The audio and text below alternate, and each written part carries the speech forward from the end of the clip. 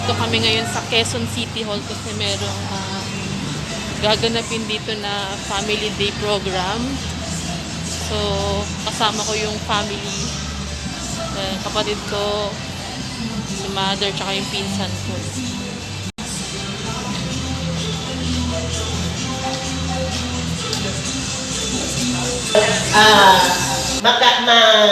Magandang mamamayan. Namin kayo na makiisa sa lahat ng activities natin ngayong umaga. Muli, Velasco.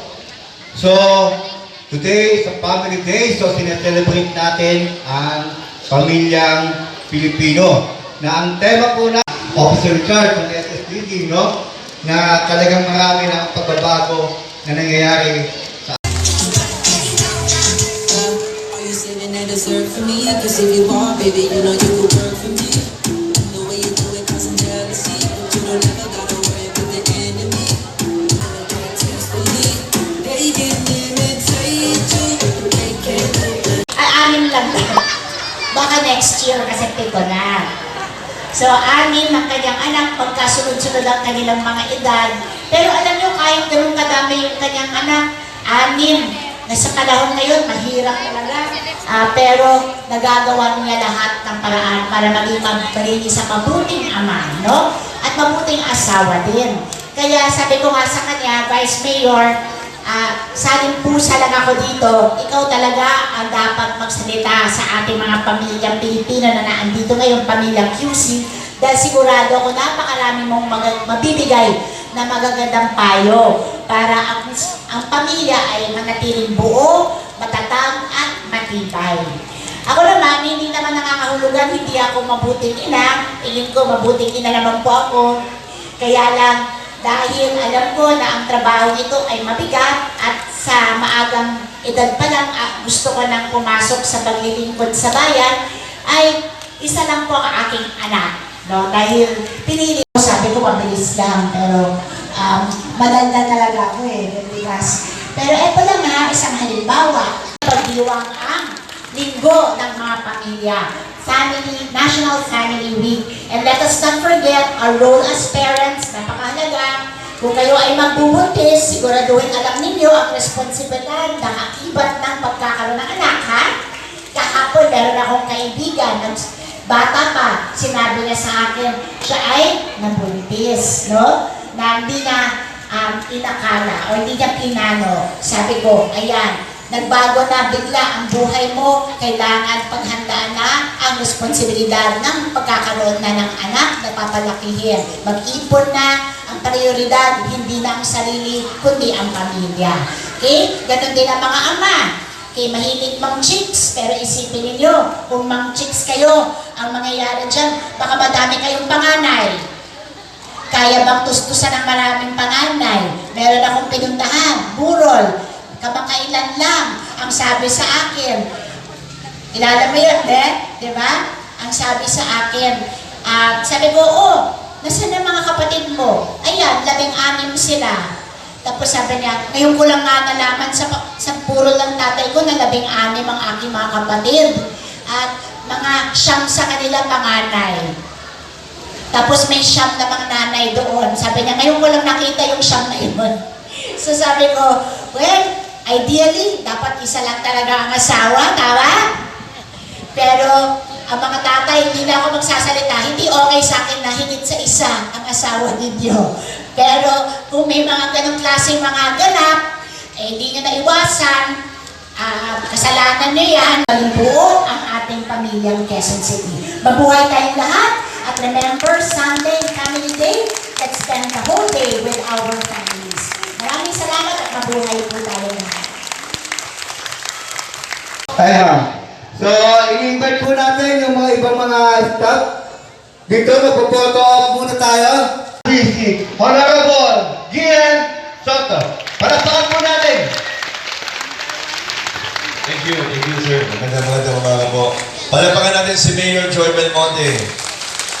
Ang ating number 1 mayor sa buong Pilipinas. And alam niyo po ba, hindi nabanggit ni Mayor Joy sa inyo, idol ko po yung asawa niya. Ang pangalan po ng asawa niya ay si Mr. Ray Aligorong. Bakit? Kasi si Mr. Ray Aliburong, yung asawa ni Mayor Joy, siya po yung gumawa ng Lazada. Alam niyo po yung Lazada? At yun po yung ginagamit natin na pag may binibili po tayo online, yung Lazada po.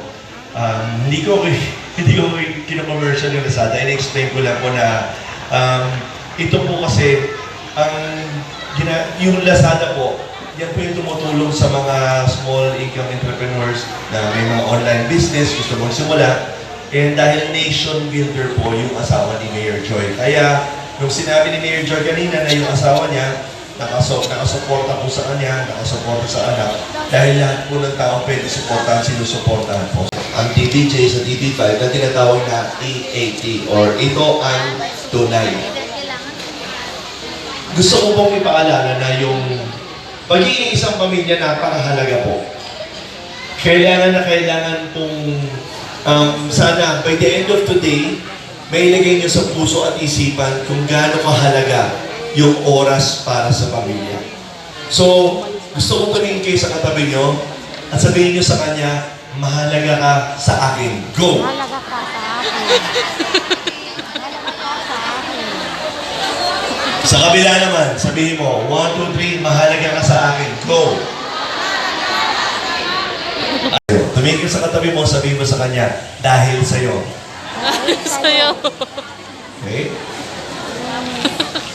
Babasahin ko lang po sandali itong message tapos pwede na tayo mag-wrap up. Pasasalamat po sa pamilya, tagapag-organisa at lahat ng dumalo ngayon sa pagdiriwang nitong National Family Week. Lubos na pasasalamat din para sa mga napakasipag nating Mayor Joy Belmonte at sa SSDD sa kanilang patuloy na pagtataguyod ng ating advokasya para manatili ang pagsama-sama, pagmamahal at suporta sa pamilya. Kuha ako ng almusal namin, no? So merong free breakfast dito. So, yan, may AM snacks, may breakfast, tapos may kasamang tubig, Sige po. may mga kasamang Okay, meron po t-shirt. tayo. Okay, piliin na. Huwag na kayo pumila muna. Huwag muna kayo pumila. Yan. Join lang muna kayo dyan. 3, 4, 5. Final answer? Okay. Wala nang lipatan ha. Wala nang lipatan. Pakonti na ng pakonti ah. Ano ang tamang sagot, Miss Jen? Letter A! Salamat sa hindi nanalo. May iba pang game mamaya. Division. Sige, mamili kayo. 1, 2, 3, go! Dapat lahat. Sige. Ako sa division. I think nasa 4th floor. Sa mga... Okay, nabawasan po tayo ng ilan. Pero ayan, hindi pa tayo tapos ha. Okay, number 13. Ang pagiging magulang, tama po ba na? Madami po. Diba? Ay nangangailangan ng oras, atensyon, pasensya, kalakasan, sakripisyo at higit sa lahat ay ano? Ano yung sasagot natin sa patlang? Tutupi hanggang sa may tumagal. Pagka oras na nalaglag kayo, automatic out na kayo. Nagkakaintindihan po ba tayo? Naiintindihan po ba? Hello? Okay. Okay.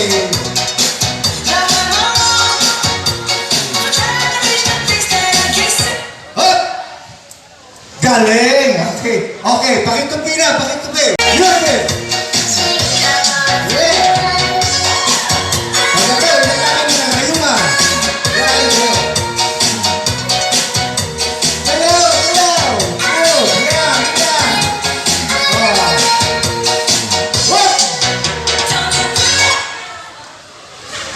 Okay.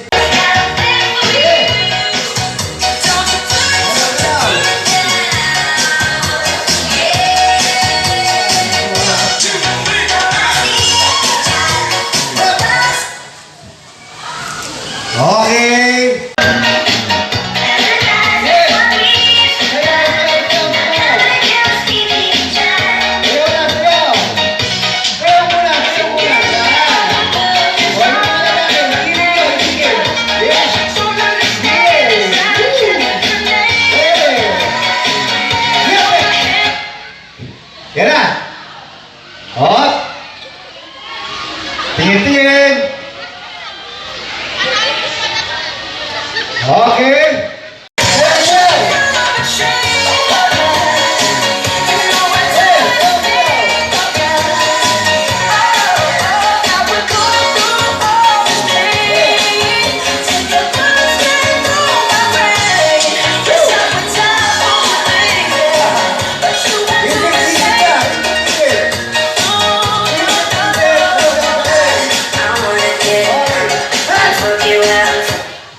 Pwesto. Isa. Dalawa. Tatlo. Out. Out na si Ma'am. Dalawa.